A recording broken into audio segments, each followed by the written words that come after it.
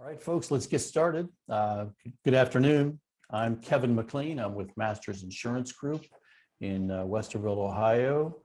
And I've got my coworker, fellow associate, partner in crime, Phil Payton, along with me. Phil, go ahead and say hi. Hey, good afternoon, everybody. Thanks for taking time out of your schedule. Looking forward to presentation and answering any questions afterwards. We've got a lot of valuable concepts, strategies, and tidbits of knowledge to share with you this afternoon. We'll do our best to make good use of your time. Phil and I have invited Asa Wood. He's a regional VP of Jackson National Life to share a pearl of wisdom or two with us today. One of the reasons we're here, one of the biggest reasons we're here is retirement's changing. And,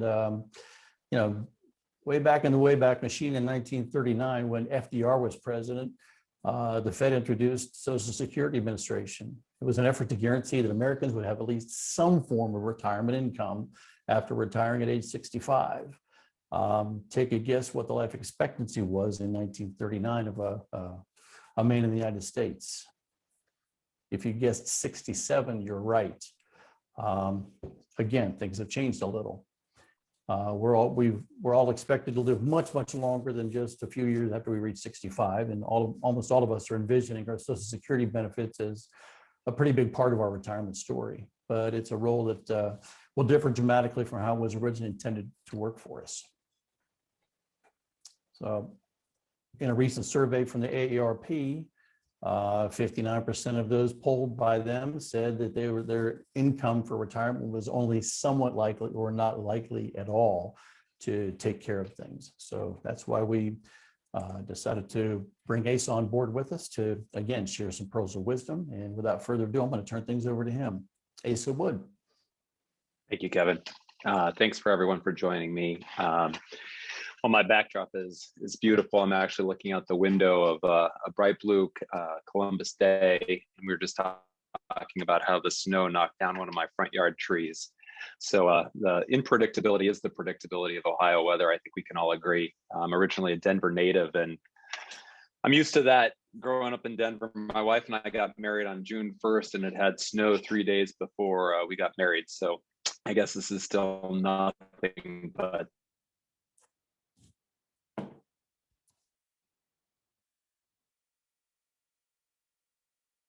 much ready flowers and all that this year so far. We had the damage we did here, but I really appreciate this time. I've been in the retirement services industry since leaving college, and I'd love to tell you that was only a couple of years ago, but it's been a while now. And I have a hypothesis that says it might be one of the hardest times in my lifetime to start really retiring and thinking about retiring, because there's kind of a perfect storm that's happening right now. While the stock market, I'm sure you've read, has done well as of late. There's certainly choppiness there. People are living long. There's a lot of headwinds on doing a retirement plan and figuring out what's right for you and tailoring that, making sure you have the success. Because once you make that leap to walk away from work, you want to make sure that's a permanent one. You don't want to have to change those plans. You want to really see those dreams and aspirations play out. So as for Jackson National, we're a company that specializes with people in retirement, making sure they're for retirement and having a successful, flourishing retirement over their entire lifetime. And this is really all we do. And so it's a place that I really like what we do. I was lucky enough several months ago to be part of a group that built the presentation I'm going to flip over to now. And so I have a lot of confidence in it. I like what we've built here, but I want this certainly to be, see if I can get technology to work here. I want this to certainly be your event as much. So there's going to be a button at the top to do Q&A. And so feel free to raise questions, and we'll come to those on the back end. While we have carved out a full hour for this, there is absolutely no way I'll go a full hour with a PowerPoint. I don't think anyone looks forward to an hour worth of PowerPoint, and we'll stay much, much shorter than that. So hopefully everyone is seeing the PowerPoint in front of you. Technology and me aren't friends, but hopefully they are today. So the idea, as we said, is looking at retirement and building that plan. And you can't build a plan unless you know what's working for you and against you in that plan, and the obstacles that you have to come and the tailwinds that are helping you achieve that retirement. And so this is where we're really going to focus today is those two elements and the tools available to really do something about it. Starting with the issues facing retirees today. Earlier, I said, I think this is one of the harder time periods ever in retirement. And I'd like to hit on some of those key topics today. The first one is a funny one. As a headwind to retirement, life expectancy is seen as a risk. We don't know how long we're going to live, but this is actually great news. As you know, Americans are living longer and longer and healthier in retirement.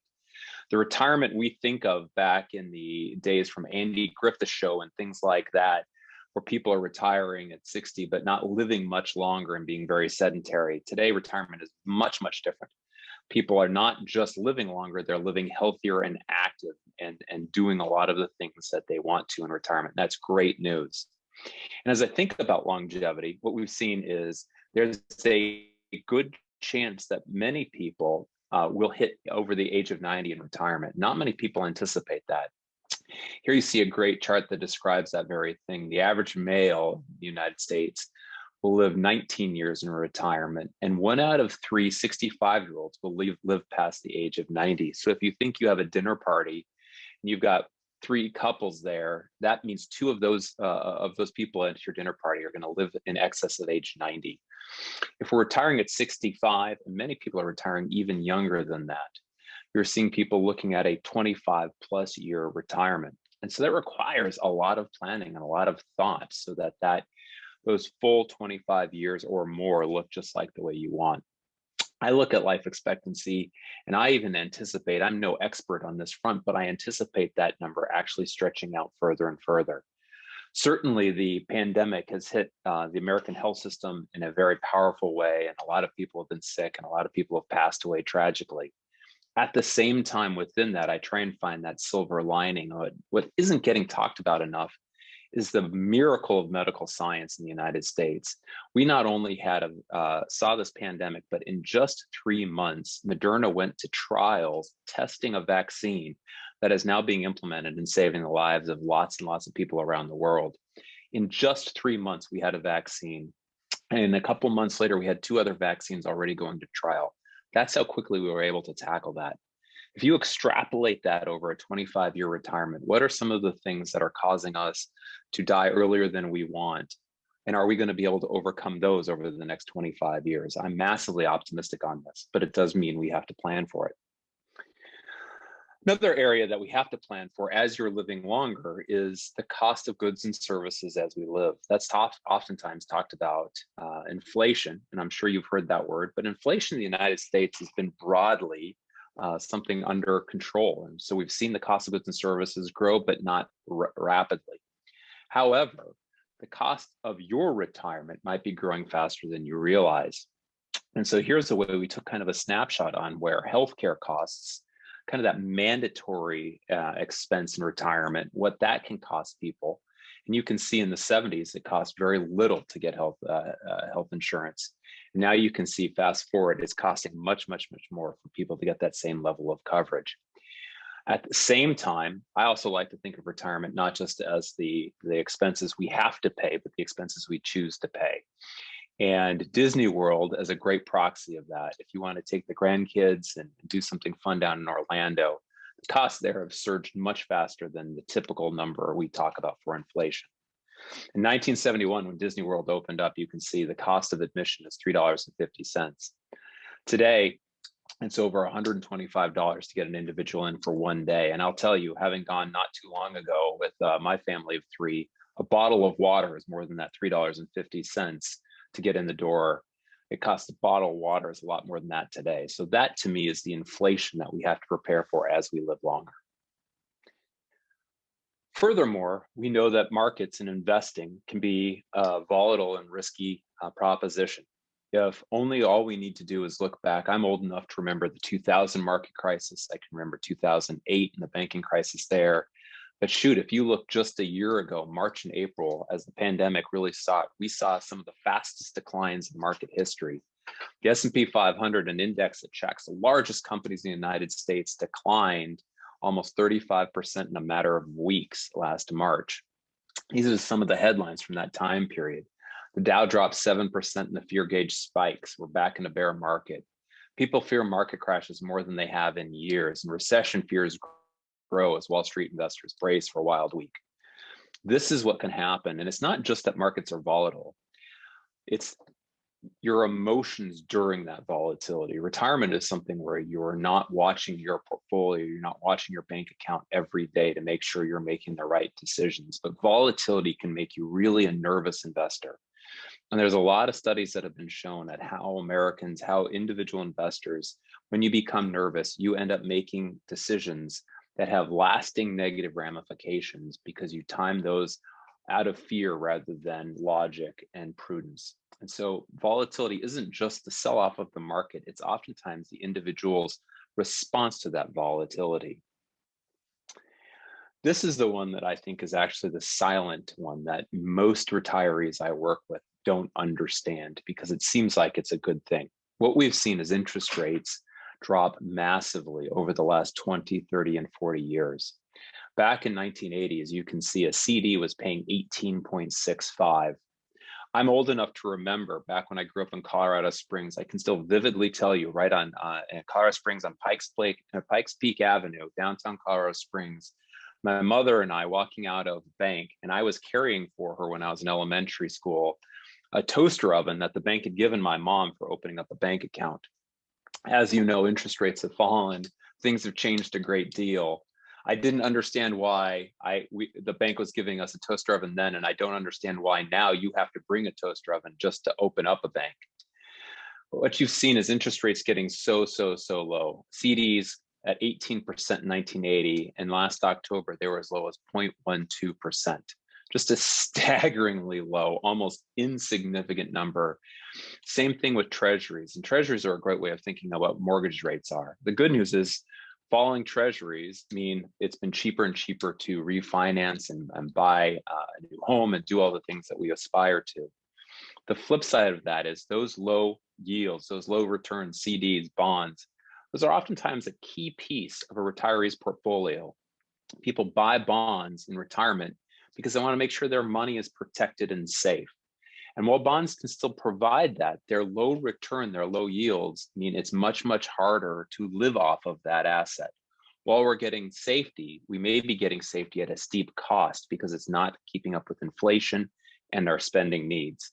And this is really one of the key areas that I think investors today are not understanding because they just understand what's happening in the mortgage market and its positives, not the impact on their 401k, their investments, and what this can mean over the time as they look to get safety around their portfolio. Kevin started earlier about Social Security, and it's fascinating. When Social Security was launched, the first day you could draw on Social Security was actually on the other side of mortality. What that means is the average American was going to pass away before they were eligible for Social Security. And when it launched, over 32 people were paying into Social Security for every benefit being paid out. Today, Social Security is massively different than it was originally. We're now living 20 to 30 years longer than Social Security anticipated. And the number of people paying into it is much lower. The Social Security Administration 2 years ago said that they would stop paying full benefits by 2034. So we'd see a need to haircut those benefits. And the average income that Social Security pays out is only $16,800 as of 2 years ago. And so what you see is not only is this a very small safety net, but that safety net is under peril. I keep stressing the time period these numbers were run because last year, when you have high levels of unemployment, as we did during the pandemic, that means people weren't paying into the system, but the system was still paying out to those who are already beneficiaries. This becomes a mathematical problem. And the result is, I would argue that 2034 is an optimistic view of it. And the final piece about Social Security, while I do not believe it's going away, it's important to understand that it needs reforming. And in this political environment, with the polarization we see, you see no one running under the plan to help reform Social Security and make sure those benefits are protected from everyone. And so it's worth keeping a skeptical eye on what this looks like over time because of the funding issues. Additionally, the other safe asset that a lot of people have in retirement once was pensions. FDR talked about this as a three-legged stool way back in the day, that you would have Social Security, a pension, and then your personal savings. Those were the three legs of the stool. The problem is one leg, Social Security, is wobbly, and the other, I would argue, is almost lopped off. You see here in 1985, over 170,000 companies offering pension plans. And just a handful of years ago, that number is down by over 25%, a massive, down over 75%, a massive decline. Even in the Columbus market last year during the pandemic, we were seeing companies in the process of shutting down pensions and not funding them, and even going so far as offering buyouts. Companies like Honda and AEP and others are closing their pensions, or at least encouraging people to take lump sums out so they no longer have those liabilities. This means that the safe rate of income that people are comfortable with, maybe that is being put under further and further pressure. Those pensions that are still around oftentimes are in the public sector, and even those are increasingly having funding problems. While they have the ability for taxpayers to add money to them, what you're also seeing is many of these pensions require bonds to be held within their accounts. And with low yields, it becomes harder and harder for these pensions to meet their obligations. Not to belabor the point, but we've seen this locally for the teacher's pension, STRS, where they've already made substantial changes on the calculation of how much you get paid out, and also how much the cost of living adjustment is going. You think if you're a teacher retiring today and you're looking at that 20 to 30-year retirement, what other changes are coming?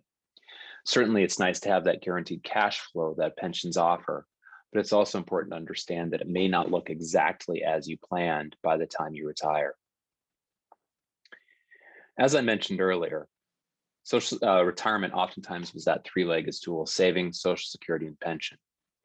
When I've done financial planning for individuals, I oftentimes think of taking this lump sum of a life savings, a 401k or 457, or even just a bank account as you've saved for retirement. You grow this larger and larger bucket of money, this larger pile of assets. And in turn, we need to turn that back into a paycheck. And that's why I really focus on this idea of a retirement check. Because having a large lump sum doesn't mean anything. Our bills come in on a monthly basis. And so we need that paycheck, if you will, that hypothetical paycheck in retirement to satisfy paying those bills. And so this is why we see this imagery here around checks. Historically, those pensions played a large part. Social Security, the next largest, and your savings was the smallest piece, contributing during emergencies. Today, it's the pensions and the Social Security that might be under the emergency, and it puts greater and greater requirements focusing on how we save for money and that impact savings has. It's becoming more and more the individual's responsibility to be prepared for retirement, making sure they can take that savings that they have and convert it into that retirement check over time. One of the key questions in retirement planning, I've heard many advisors I work with sitting down, and they start with this very simple question. First of all, what is it we need? What are our expenses in retirement? And how much of the cash flow, how much of those bills you have do you want paid from protected sources versus unprotected sources?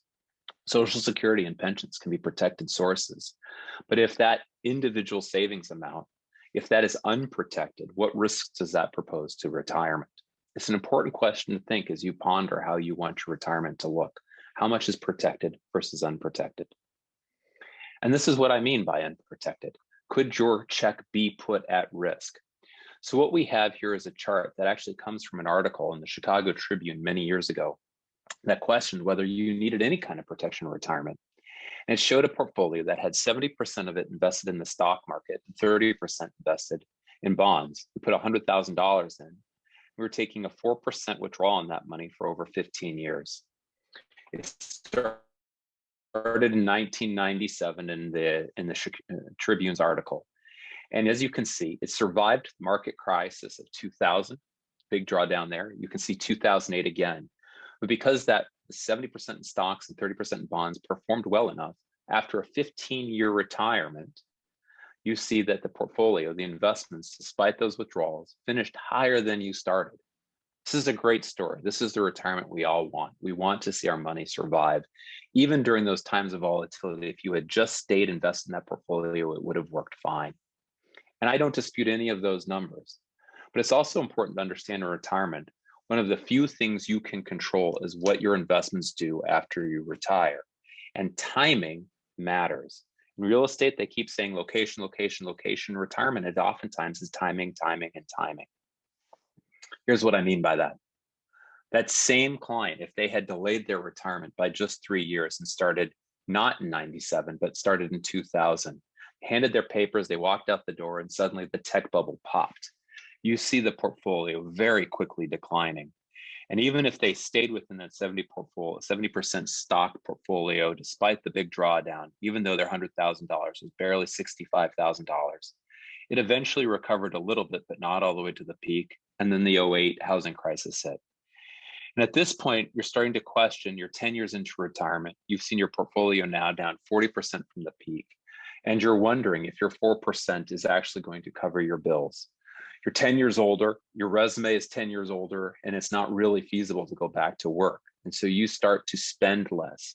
You start making changes for your account and your retirement in ways you just didn't want to when you started. This is an unplanned, unprotected retirement. And while this investor didn't run out of money after 15 years, they're down over 50%, and their portfolio has declined massively. And we're still, their experience of retirement, the thing we saved and built and planned and hoped for, our experience has not been a positive one. It's one of panic and recovery and panic again.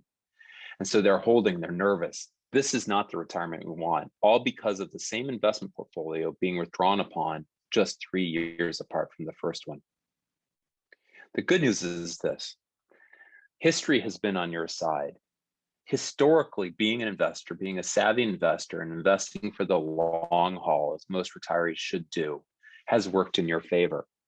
If we were all together and we were doing the seminar, I often make this interactive part where we talk about having people guess what the markets have done over time. We even have a great interactive piece that is available for financial advisors to walk you through if you want to play it as a little game, even with your friends. But what it shows is most people misunderstand how the stock markets behave and the opportunity that exists within them. Over a 94-year period ending in 2019, and so if you added last year, you could go a 95-year time period. 69, well, including last year, 70 of the last 94 years, that's over 70% of the time, closer to about 73 to 74% of the time, the stock market actually appreciated, was positive, and made you money. Only 25 of those years did the market pull back. But what's really interesting about it is when I talk to people about how the market behaves, I remember in March and April and May listening to the radio station and people talking about how investing in the market is like a casino and it's uncertain and it's just luck whether you make money or not, because people get nervous. We remember those big swings. But here you see only 6 years out of a total of 95 possible years, if you include last year, only 6 years did the full year result in a portfolio declining 20% or more. Certainly there's another 19 years where the portfolio was down. But if I was asking any of you on this today, do you remember that year where the market was down 3%? The typical answer is no, I don't. Do we remember the years where the market was down 20% or greater? Yeah, those are so rare that those actually even have titles, whether it's the tech bubble, the housing crisis, the Great Depression. All of those are so unique that they have titles. But the opposite is also true. We rarely remember when the market does well. Out of the last 70 years, the market finished 35 years, 20% or greater. That's years with 20% or greater returns, 10 more years than all the market declines put together. This is how powerful being a long-term investor can be. You can be rewarded for staying the course. So despite what my earlier chart showed, many times people have a successful retirement if you can stay in the market during retirement. That's the good news. As I said, history has been on your side. So what we see is optimally, how do we approach this? Is there a product out there? Is there a way during retirement that can help address many of these issues? That can partner with Social Security and pensions to address that longevity. We're living longer. Can I get that income over my entire lifetime the way those do from my savings? And can it deliver a predictable income stream, cash flow, a paycheck, if you will, despite times of volatility? When the markets are down and things are nervous and CNN, the talking heads are screaming, can my paycheck still come in the way I need it to in retirement? Further, because of growth, because you need to grow that money, because of the cost of inflation as goods and services. Remember what I said, going to that Disney World trip, it's a lot more expensive every year you wait. That's the impact of inflation. So we need our retirement money, that paycheck, to grow while we're retired and keep working for us. I've heard many people say, you worked hard enough for your money needs to also work for you. That's what growth is. That's what investments can be. And you should have that opportunity to invest your money in a way that seeks growth. And finally, what we see in retirement planning is, back when I was a kid, I was part of the Boy Scouts. And one of the adages in Boy Scouts is to leave the campsite better than you found it. And I actually think that's a profound way of thinking about our lives in general, that we are trying to leave the campsite better than we found it. Our hope oftentimes as we talk to retirees is to have fun, have good retirement, but also leave things for the kids, the grandkids, for our alma mater, for our church, whatever is important to you, and leave things better than you were given them. And that's really what many of us have. And a good retirement plan points the arrow that while you retire, you want to have a successful one, but also a plan that allows you to have that legacy in the future. And this is what good retirement planning can do. At Jackson, we're one of the largest companies in the United States that issues annuities. And variable annuities are a great way to partner and create all of these solutions under one umbrella, because what they do is they can give you that guaranteed income, that growth, and that protection looking at legacy. At Jackson, what we've done is we've got lots of different ways. We really focused in this idea that every retiree has a unique plan, unique struggles, and we need to build plans that can adjust accordingly. And so we have solutions if you're in retirement, taking income already from your portfolio, your 401k. We have solutions that can really adjust according and give you that income now, but that income that can grow and last your lifetime. Some people are still planning for retirement. One of the things I've seen during the pandemic, as many companies were downsizing, businesses were really tightening their belts, is older people at the companies were some of the first to leave. They got paid more oftentimes, and they were getting close to retirement. What that means is we need to plan for retirement before it comes to us. And so that in plan retirement in 3 years, in 5 years, in 10 years, we should be laying the groundwork now. And if there is a great product, a vehicle that create that same level of certainty that builds and grows with you as you head to retirement, that would be a great solution. At Jackson, we have them. And finally, I mentioned that idea of legacy. Wouldn't it be powerful to have a piece of the puzzle that gives you that paycheck, that income for during my retirement that is certain and predictable through all markets, that can be invested and grow for us, but also have a guaranteed piece that looks towards a legacy and allows us to pass that wealth on? Because everyone on this call and every retiree is different. This is why Jackson works tightly with financial planners, is to look at all of these solutions uniquely and give them the tools to do that. The other piece about it is, I know I keep hitting on it, but if in fact you trust the slide I showed earlier, that the market historically has worked in your favor, despite how we remember and despite how we hold on to those negative years, it really matters who you work with and how you invest your money.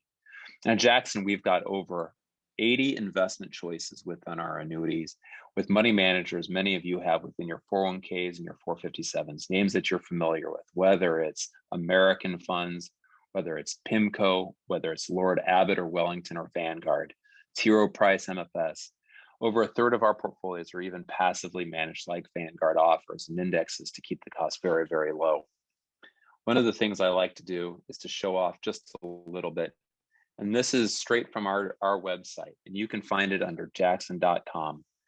And this is a quick snapshot on, certainly the markets were volatile over the last year and a half, going especially early on during the pandemic. But what people fail to appreciate, as you can see here, is the performance that is available and what the market in that recovery has done. The government stimulus that they've put in place and companies rebounding, the American consumer starting to rebound. And this is just an example, just clicking year to date, of how some of these investments have done just from January 1st to present. You can see 25 at the top. Certainly that's an extreme. But moreover, as I just scroll down, I want you to see more the average, that the market has done exceptionally well in just a short amount of time.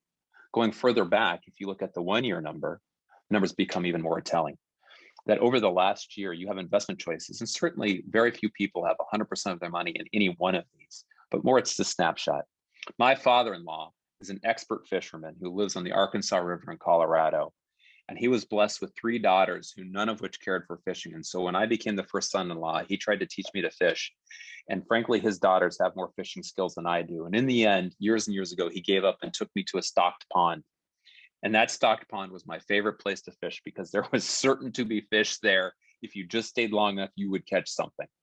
This is how I think about investment lineups, is I'm not promising that I'm going to be able to, or your advisor will be able to pick the best performing one. But what you want is a stocked pond where there's lots and lots of opportunity. And as you can see over the last year, we've been able to grow our clients' portfolios and really grow their wealth and their income, that paycheck over time. And that really is the promise, despite the volatility that you want. Furthermore, you can even see going back 3 years that these numbers are not still unique, that there's a consistency of returns here going back even 5 years and 10 years. And so it's important to understand that the opportunities are real and available to you if you build that portfolio the right way. And especially if you know that income is guaranteed regardless of market behavior, it gives you that opportunity to seek some growth. And a quick word about who we are. It's funny, even in my neighborhood, very few people know who Jackson National is. Some people think I do taxes at Jackson Hewitt because Jackson doesn't invest. But Jackson's a Lansing, Michigan-based company. We've been around a long time. We've been the #1 provider of this guaranteed retirement income for over a decade. We have more assets and more clients with guaranteed income than any other insurance company, and more than #1 and #2 combined. This is what we specialize in. And while we don't run ads and have catchy jingles and a little lizard singing our praises, what we do have is strong financials. We've got a history of building these products and adjusting to markets and pricing them the right way so that we'll be there for our clients over that 20, 30 plus year retirement. Because of this for a long time, and we plan to keep doing it. We want to keep clients happy and staying with us and confident. Our service center year over year wins awards, not just within the financial services industry, but across all industries. We even have great educational material, and I'd strongly encourage you, if you go to our jackson.com, our website, we have a lot of information about calculators and planning techniques and tools to all think about how you get ready to invest. With that, I promise to keep it well under an hour, and I think I'm right there. But this is the opportunity. I'll conclude this way. While we're a quiet company, Jackson works very, very closely with some of the best financial planners across the industry and across this country. And really my advice to you, and I strongly, strongly encourage you, is to work with a good financial planners, to work closely to understand your finance, understand where this money and the purpose of this money that you have as you start thinking about retirement. There are a lot of challenges, but if you don't acknowledge the challenges, you can't plan for them. And working with people who have worked with lots of retirees, who understands pensions, understands longevity, understands low interest rates and volatility, and they can prepare you for that retirement. That's what good financial advice is about. This is why I'm so excited today to partner with with Masters Insurance and deliver this presentation. So if I can get this to flip over, let's see, stop. Please cross our fingers. Here we are. Kevin, Phil, at that, we're 35 minutes in, well under our hour time period. So certainly if someone has questions for us, if you have some questions for me, hopefully that was valuable for people. I know that long-winded people like myself with lots of PowerPoint slides can really cause you to glaze over. And so I wanted to keep it as short as possible. Well, thank you for that. There are a couple of questions that popped up here on the screen, and I just wanted to see if maybe you would have some quick responses to a couple of concerns that are being expressed here. The first one is this something we should consider instead of a 401k or a 403b? I teach and I have a 403b, and my wife has her 401k through her employer. Yeah, It's important to understand what each of these are. If you're logging in, you're not familiar. 401k and 403bs are very, very similar. One's just through the public and one's through a private sector, but really it's the same thing. It's something where you can put pre-tax money into a retirement account and build that savings over time. It is across the board why a great study showed that Americans broadly, our country, has more wealth today than at any point in US history. And it's a large part because of these savings vehicles that are available at a lot of employers where people just systematically put money into their retirement. This is part of the challenge that I was talking about, is these 401ks and these 403bs can grow, but ultimately they don't provide the cash flow. They're just a large lump sum, but they don't provide the cash flow, the paychecks that people actually need in retirement the way a pension can. The flip side is, unlike a pension, which is controlled by your employer or the state, you control the money. And so after that framework, as you think about it, 401ks can be rolled over at retirement or even before retirement, oftentimes into an IRA. And what that means is no longer under the umbrella of the employer, but now under your control. And this is really a great opportunity to work with a financial planner to gain control of those assets, to determine how you want to invest them. When I talked about a variable annuity, this is oftentimes the bulk of the money in a variable at Jackson's variable annuities are old 401ks being rolled in or old 403bs being rolled in. Variable annuities offer tax deferral as well. And so sometimes we have non-401k money or IRA money, but broadly, most people like the idea of taking this money that they built while in the workforce, saving over time, and then converting it into that paycheck in retirement. And so we see that a lot. The umbrella of a 401k really just can become an IRA. And within that, we can build the products we just described.